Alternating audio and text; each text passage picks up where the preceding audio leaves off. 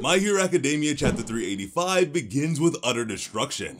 Right now, everyone is fighting their hardest to keep All For One from reaching Shigaraki. But first, this video is brought to you by AFK Arena, a mobile RPG that's been going strong for 4 years now, thanks to beautiful animation and high quality gameplay.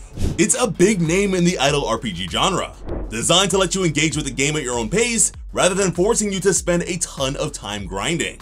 You just need to check back every so often and you'll see your characters get stronger. Ready for the PvE story modes, arena, raids, and so many other modes. To celebrate their 4th anniversary, AFK Arena is hosting a special event. You'll get 100 free summons, just in time for their crossover with ReZero. Following up their well-received Persona and Overlord crossovers, this time you can get Emilia and Rem as new playable heroes, with Rem also available as a barmaid for the tavern. There's even a new thematic dungeon showing their journey through the world of AFK Arena. Both of the ReZero girls are available for free during this event. You can try them for 3 days and redeem them for free after that. Come meet these iconic characters and restart your life with ReZero and AFK Arena. Now, back to the video. Having broken her momentary support item, Mount Lady would call out to Rule from Class 1B. Her quirk size allows her to make objects bigger or smaller, which is perfect for providing support items to a huge hero like Mount Lady. But at this point, Rule was running low and only had support items from Det and Rat available. But Mount Lady didn't mind breaking the rules and using unsanctioned support items if it meant being able to take All For One down. Anyone who doesn't like Mount Lady at this point has to just be a hater because she's really been giving it her all for a long time. And so is Tokoyami as they both charged onward. Hawks, who was still on Tokoyami's back, would apologize for his inability to provide support, but the sentiment was all Tokoyami needed to push himself further. Rocks and rubble would go flying in all directions as they aimed to pulverize the Demon Lord. But suddenly, All For One's attacks became much stronger. In an instant, All For One's Rivet Stab quirk became bigger than the 2 giants he was facing while rending the earth until it completely obliterated Mount Lady's support item. Grim expressions came over the faces of Hawks and Mineta as a tear through her abdomen finally downed the giant woman. And immediately after that, to absolutely tear through the otherwise especially reinforced exterior of Gigantomachia would be a whipping beam of light, the likes of which we have never seen before. The scale of this quirk on all fronts is unbelievable. Having used it while using his hyper regeneration, All For One vowed to kill his former pet for his insolence. He would then admit that perhaps it was the influence of his other self, but something dark was welling up inside of him. That the younger he is, the harder it is to control the urge, which is absolutely terrifying. Each time we see more of what this guy is capable of, I seriously have to wonder how All Might ever managed to take him down.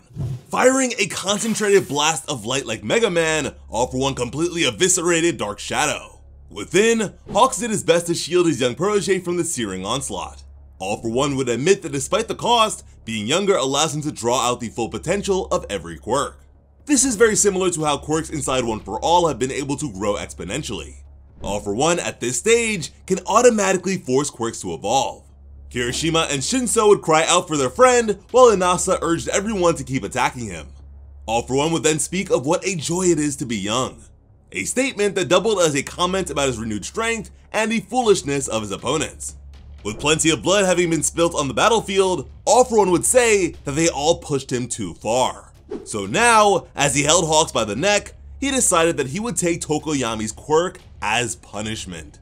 Hawks managed to pierce All For One with his sword, but with such an insane healing factor, it was nothing to the Demon Lord, who would simply commend Hawks for his valiant efforts. He was impressed that Hawks was able to put up such a good fight, even with his quirk factor being so thoroughly damaged. But instead of letting such an incredible quirk go to waste, All For One decided to steal it instead. Hawks is now quirkless.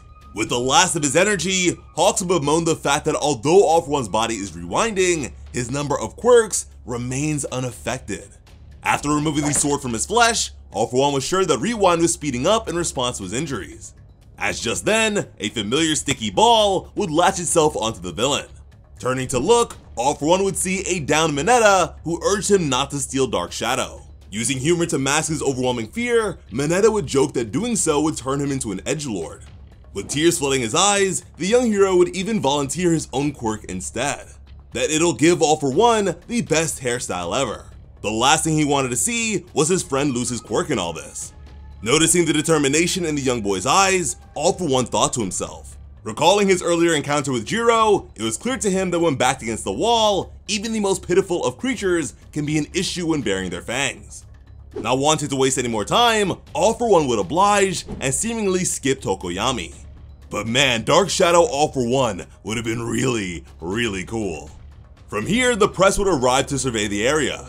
As he rose into the sky, All For One would express his belief that the people will see what is happening here and be disappointed in the heroes yet again. And as he jettisoned to Shigaraki's position, he emphasized the fact that they couldn't protect anything. Bloodied and beaten yet still alive, Hawks would begin to recall information provided by Shishikura that the UA refugees never arrived. And with this small chance, Hawks was sure that there was still hope. Now, who or what he's betting on is still a mystery. I mean, there's always Eri, but I feel like we could say that in every case of danger.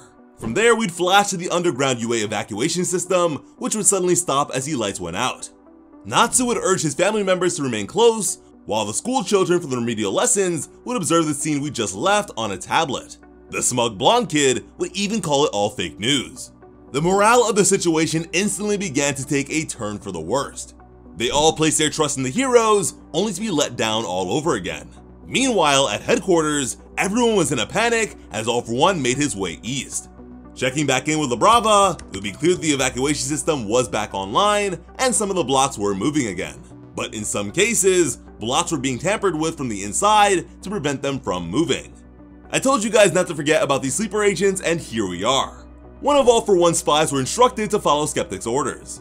But now that he's lost communication with him, he wasn't sure what to do. But knowing that he couldn't afford to come up short, the man was intent on being useful. But just as he decided this, the pro-hero Gunhead would spot and decide to chase him. Elsewhere, as two massive chunks of debris came crumbling down, Kendo called out to Tetsu, who quickly sprung into action. After saving the lives of the two men, elsewhere the same would be the case for even more, thanks to a worn-out yet familiar voice.